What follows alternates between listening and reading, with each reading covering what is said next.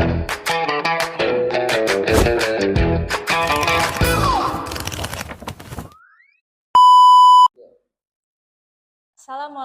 warahmatullahi wabarakatuh. Salam sejahtera bagi kita semua. Perkenalkan, nama saya Reski Graha Pratiwi, Sarjana Psikologi, Magister Psikologi. Saya merupakan dosen tetap di program studi Psikologi, Fakultas Psikologi dan Sains Universitas Anak Bangsa dengan NIDN 0214079401. Pada kesempatan kali ini, izinkan saya untuk memperkenalkan diri serta menyampaikan komitmen saya sebagai pendidik dalam melaksanakan Tridharma Perguruan Tinggi. Saya menempuh pendidikan tinggi pada jenjang sarjana psikologi di Sekolah Tinggi Ilmu Psikologi Abdi Nusa Palembang, kemudian melanjutkan studi S2 saya di Universitas Negeri Yogyakarta. Pendidikan yang saya tempuh menjadi landasan dalam mengembangkan kompetensi akademik, profesional, dan kemampuan dalam memberikan layanan pendidikan yang berkualitas pada mahasiswa. Sebagai dosen program studi psikologi, saya menempuh beberapa mata kuliah sesuai dengan bidang keilmuan yang saya tekuni. Dalam melaksanakan proses pembelajaran, saya selalu berpedoman pada rencana pembelajaran semester atau RPS dan menerapkan pendekatan Student Center Learning atau SCL. Pada mata kuliah kali ini saya ajarkan adalah Psikologi Lintas Budaya. Salah satu mata kuliah wajib bagi mahasiswa dalam program studi psikologi pada semester 6 di Universitas Anak Bangsa. Untuk CPMK yang pertama, mahasiswa mampu memahami konsep dasar dan definisi kebudayaan serta unsur yang membentuk kebudayaan dalam konteks lintas budaya. CPMK yang kedua, mahasiswa mampu mengidentifikasi dan membandingkan ciri utama dalam kebudayaan Barat, misalkan Inggris, Amerika, dan kebudayaan Timur, Indonesia, baik dari segi nilai, norma, maupun perilaku sosial. CPMK yang ketiga, mahasiswa mampu menganalisis pengalaman atau studi kasus interaksi lintas budaya, serta mengidentifikasi faktor-faktor yang mempengaruhi terjadinya konflik dan kesalahpahaman antar budaya. CPMK yang keempat, mahasiswa mampu merancang dan menerapkan strategi komunikasi yang efektif untuk membangun hubungan harmonis dalam lingkungan multikultur. Adapun deskripsi mata kuliah ini adalah, mata kuliah ini bertujuan untuk meningkatkan pemahaman dan penghargaan mahasiswa terhadap keberagaman budaya, nilai, kepercayaan, dan norma sosial yang berbeda di berbagai komunitas budaya. Mahasiswa akan diajak untuk mengenal dan menganalisis penyebab utama budaya serta mempelajari strategi komunikasi lintas antar budaya yang efektif untuk membangun hubungan harmoni dan mengurangi ketegangan dalam kelompok budaya. Selain itu, mahasiswa juga diarahkan untuk mengembangkan sikap terbuka, adaptif, dan empati dalam interaksi lintas budaya, baik dalam konteks akademik maupun sosial. Rencana pembelajaran semester pada semester ini adalah 16 kali pertemuan, 14 kali pertemuan tatap muka, 2 pertemuan untuk ujian tengah semester, dan juga untuk ujian akhir semester. Yang akan saya ajarkan pada pertemuan ini yaitu pertemuan ketiga dalam tema nilai-nilai budaya utama dalam konteks Barat. Dengan metode pembelajaran yang saya terapkan adalah metode Student Center Learning, yang dimana mahasiswa harus lebih aktif dibandingkan dengan dosen pada saat perkuliahan. Dan yang kedua adalah kajian fokus discussion, adalah metode yang saya gunakan untuk melakukan diskusi lanjutan pada mahasiswa, baik itu secara grup maupun secara online dan secara langsung pada pertemuan pada saat kuliah. Untuk indikator penilaian, saya menerapkan penilaian keaktifan mahasiswa pada saat kuliah. Lalu melihat tanggung jawab mahasiswa dalam melaksanakan perkuliahan dan juga bagaimana tanggung jawab mahasiswa dalam mengerjakan tugas yang diberikan. Dan juga mahasiswa harus mempunyai daya analisis yang kuat dalam menganalisis studi kasus yang kami bahas dalam perkuliahan. Demikianlah perkenalan singkat dari saya. Selanjutnya saya akan mengajarkan mata kuliah Psikolintas Budaya dengan tema nilai-nilai budaya Barat, contohnya Amerika dan juga Inggris. Terima kasih. Selamat pagi. Pagi. Oke, Assalamualaikum warahmatullahi wabarakatuh. Waalaikumsalam warahmatullahi wabarakatuh.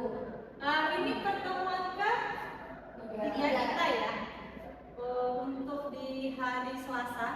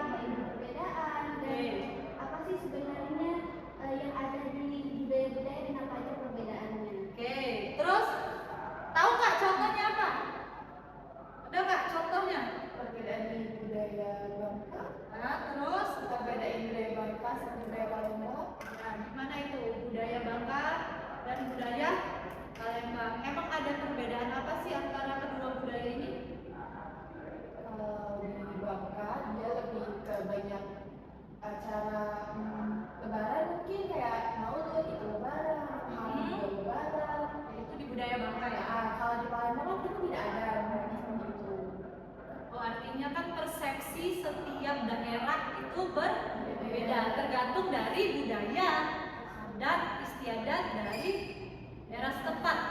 Oke? Nah, saat ini kita akan mempelajari tentang budaya juga nih. Tapi budayanya itu akan kita bahas adalah budaya Barat. Jadi antara budaya yang ada di Indonesia akan kita bedakan ya, antara budaya Indonesia dan juga budaya di Barat. Nanti akan kita lebih rinci nanti akan kita bahas. Nah, jadi hari ini kita akan menjelaskan karakteristik utama untuk budaya Barat, misalkan di Inggris dan Amerika. Dan juga kenapa kita harus mempelajari ini? Untuk apa? Untuk menjelaskan budaya inti dari budaya-budaya yang ada di negara ini. Jadi kalau kalian lebih paham tuh antara bagaimana sih orang yang individualisme, bagaimana sih orang yang berkelompok, itu akan memahami dari budaya-budaya yang ada di negara. Jadi cakupan kita bukan hanya di Indonesia, tapi juga di negara luar. Oke, coba kalian lihat dari gambar ini, apa yang kalian pahami dari gambar ini? Dari gambar tersebut, yang individual itu yang benar peperangan, sedangkan kolektif itu yang berkelompok. Oke, kalau kita lihat di sini, ini individualnya artinya sendiri. Kalau yang kolektif berkelompok. Nah, kita yang ada di Indonesia, budaya yang mana antara kedua ini? Kolektif. Kita ya kolektif. Kenapa kolektif? Yuk, katakan aja. Kenapa kolektif? Kenapa Indonesia menjadi negara kolektif? Karena mungkin untuk pemilihan presiden kita menggunakan perolehan suara, di mana ada musyawarah dan di situ ada kelompok itu. Oke, artinya negara Indonesia adalah negara yang demokrasi. Jadi semuanya itu butuh keputusan bersama. Tapi kalau untuk yang individual biasanya di mana? Amerika, Inggris gitu ya, itu biasanya orangnya individual gitu. Nah, kalau kita lihat mereka juga ada nilai dan norma, bukan hanya di tempat kita ya, tetapi negara-negara luar juga punya nilai dan norma. Jadi mereka juga berperilaku, tetapi perilaku yang dikeluarkan atau yang diterapkan oleh mereka itu berbeda dengan kita. Kalau kita bahas individualisme itu adalah pencapaian pribadi, artinya yaitu bersifat ya sendiri individual ya sendiri kan, yang mana saya adalah saya ya, saya mau melakukan apapun terserah saya tidak melibatkan orang lain, atau saya lebih ke bodoh amat teman sekitar, itu adalah individual. Oke, kalau kita lihat kolektif seperti apa? Apa itu kolektif? Berkelompok. Terus apa lagi? Menyatu ya. Komunitas disebut kolektif nggak? Kenapa? Karena memiliki tujuan dan memiliki pencapaian yang sama. Oke. Untuk menerima atau ingin mendapatkan sesuatu yang mereka inginkan. Betul. Jadi kalau kelompok itu artinya punya tujuan yang sama. Nah, kalau di kelas ini kalian kolektif atau individual? Kolektif. Kenapa kolektif? Iya, karena kalian berkelompok ya. Misalkan nih, kalian ada tugas kelompok. Tugas kelompok itu kan kalian mengerjakannya hanya satu orang atau bareng-bareng? Bareng. Artinya kalian kolektif gitu. Itu hanya dalam kelas kecil ya. Tapi kalau dalam kelas besar itu yang ada di rumah, misalkan lingkungan rumah atau masyarakat itu misalkan kerja bakti, itu kan bareng ya. Terus kalau kita lihat individual, contohnya kalau di rumah seperti apa? Individual. Contoh di sehari-hari di rumah untuk individual apa? Contohnya ada nggak? Ya, bekerja ya, individual kan. Artinya di dalam rumah kan saya misalkan ya bekerja di sini, yang ini di sini. Artinya kan secara individual, seperti itu ya. Nah, ini adalah tokoh yang mana yang membahas tentang individual dan si kolektif. Dr.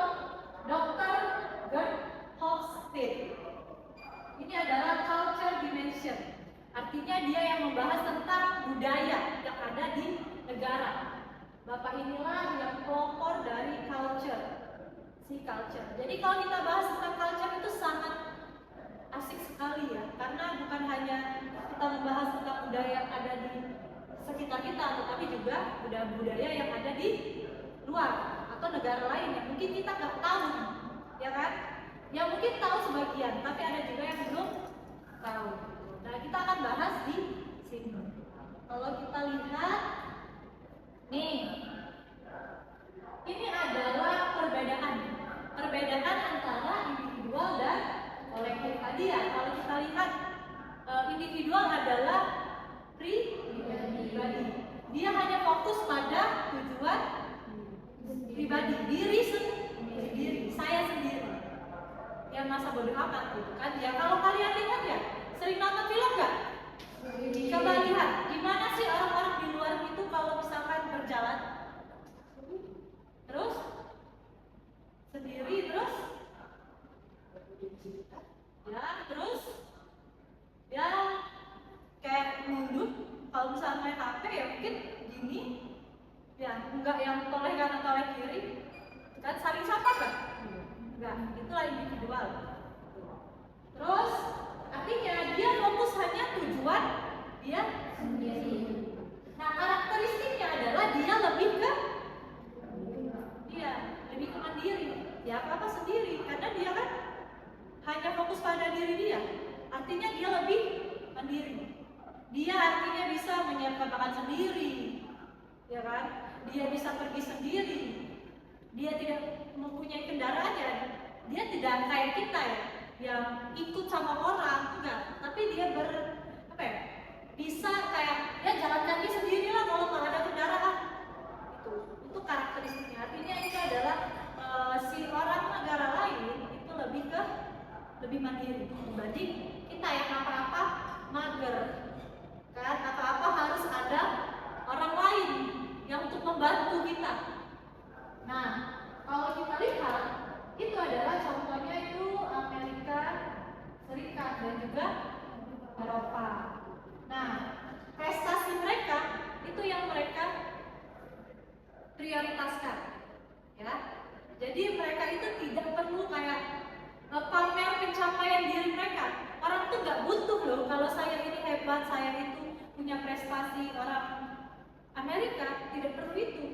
Dan saya hanya fokus pada prestasi saya sendiri, ya udah, itu untuk pencapaian saya. Bukan kalau orang-orang di Indonesia kalau jika ada pencapaian, artinya semuanya harus tahu kan. Nih, kalau kolektif itu adalah negaranya itu Cina, Jepang, Indonesia, artinya negara-negara yang Asia. Ya, kalau negara Eropa itu individual, kalau di Asia kolektif. Ya, artinya dia ini lebih mensejahterakan, bukan mensejahterakan diri, tapi mensejahterakan bersama kelompok. Mereka itu saling mensejahterakan kelompok. Kamu susah, aku susah. Kamu senang, saya senang. Gitu. Lebih ke bareng lah, karena satu visi dan misi. Nah, karakteristiknya mereka lebih loyal terhadap keluarga, sesama, kelompok. Misal nih, kamu punya uang, saya nggak punya uang, saya nggak makan. Kamu bantu nggak? Membantu, itulah kolektif. Karena apa? Hidup bersama, kekeluargaannya lebih erat dibanding yang individual. Ya kalau orang individual kalau makan ya makan sendiri aja, nggak penting orang kanan kirinya itu nggak makan. Tapi kalau orang kolektif, budaya kolektif itu kalau makan yang satunya nggak makan teman kita, ya kita bagi. Artinya kita diajarkan untuk berbagi dari sejak dini, ya. Nah, terus juga lebih harmonis nggak kalau orang-orang yang kolektif? Kenapa harmonis? Kenapa harmonis? Karena kekeluargaan sudah dapat. Ya, rasa kekeluargaannya sudah dapat, karena mereka kan saling berbagi, saling bekerja sama, saling membantu. Itulah yang disebut dengan ya, harmonis, karena satu tujuan, satu misi. Tuh, ya. Nah, ini contohnya adalah Cina ya, Jepang, Indonesia, terus mana lagi? Malaysia, Brunei, Korea masuk? Masuk karena dia Asia. Nah, ini ada gaya komunikasi. Nah, coba untuk gaya komunikasi antara orang individual dan kolektif itu seperti apa perbedaannya? Siapa yang tahu? Kalau individual dia lebih to the point. Oke. Kalau misalkan kolektif dia mementingkan perasaan orang lain, jadi bertele-tele gitu. Oke, berarti kalau kita tarik simpulan tadi individual itu komunikasinya secara langsung. Kamu mau apa langsung? Misalkan nih, ayo kita langsung pasar. Udah. Tapi kalau orang Indonesia, dia tuh masih kayak, duh kasihan ya. Banyak rasa empati, rasa simpati, kan memikirkan perasaan orang lain. Artinya kayak dia sakit hati nggak ya saya ngomongin kayak gini, dia marah nggak ya? Nah, berbelit lah, dan bahasanya pun bukan to the point tapi kayak keliling dulu bahasanya, ya nggak?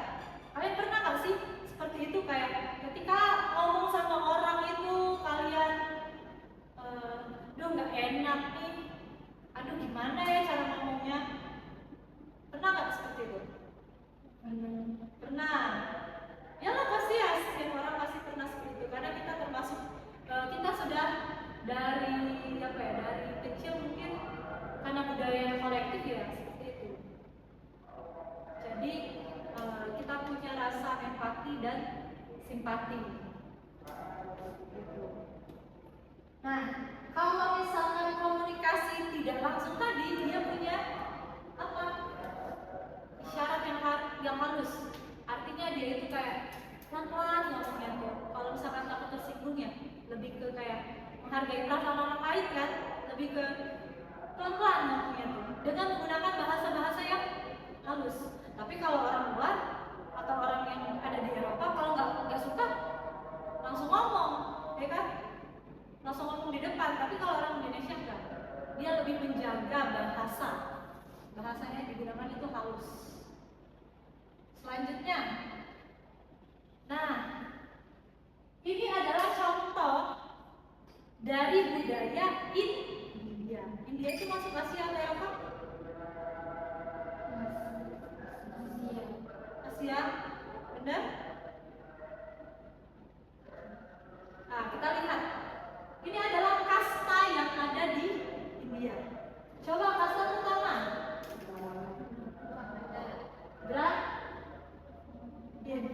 Nah, contoh dari kasta pertama ini adalah pendeta, pemuka agama, itu di kasta pertama, kasta paling tertinggi. Jadi mereka tuh punya kasta-kasta. Kalau di India ya, punya kasta-kasta. Terus kasta yang kedua, kesatriaan. Terus apa lagi?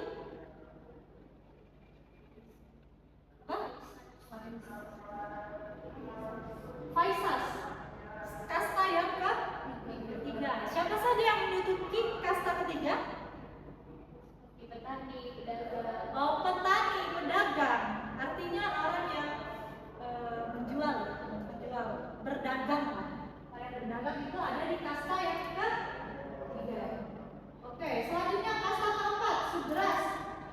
Apa siapa? Buruh pengrajin. Oke, artinya orang yang punya skill. Orang yang punya skill itu termasuk di kasta keempat. Pengrajin, pembuat apapun yang di pabrik itu adalah Sutras kasta keempat, karena dia adalah orang yang punya skill. Skill apa aja? Buat kerajinan tangan segala macam. Nah, kasta yang terakhir Parians adalah kasta yang paling rendah di sana. Terus apa lagi? Kasta yang paling rendah ya, orang-orang yang ada di pinggiran, pemulung ya. Nah itu di kasta yang paling akhir. Ini adalah kasta yang ada di India. Sekali lagi yang ada di India.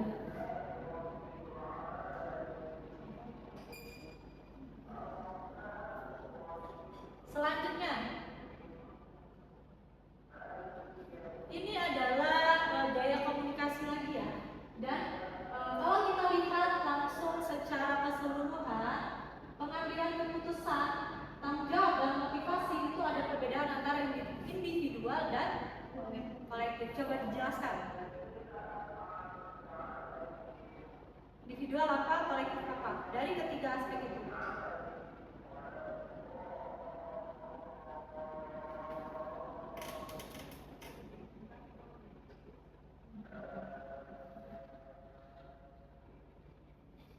Pengambilan keputusan. Kalau individual adalah oke, terus tanggung jawab. Oke, terus motivasinya pencapaian diri. Kalau kolektif,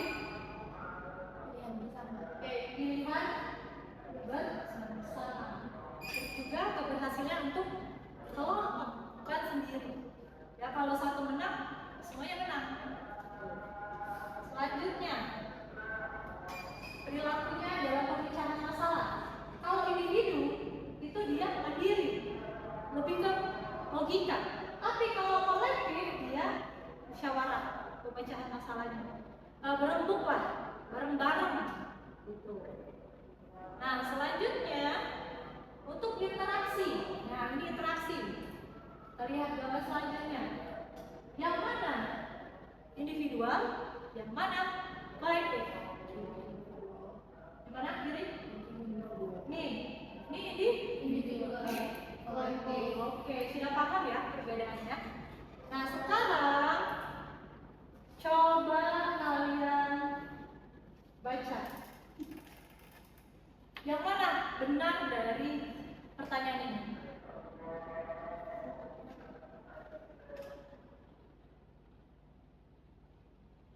Oke, siapa yang bisa jawab?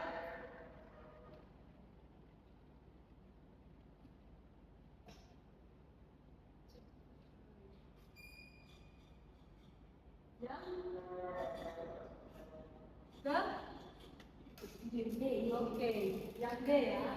Pemecahan masalah cenderung mengutamakan usaha individual, motivasi dan pengambilan keputusan yang baik.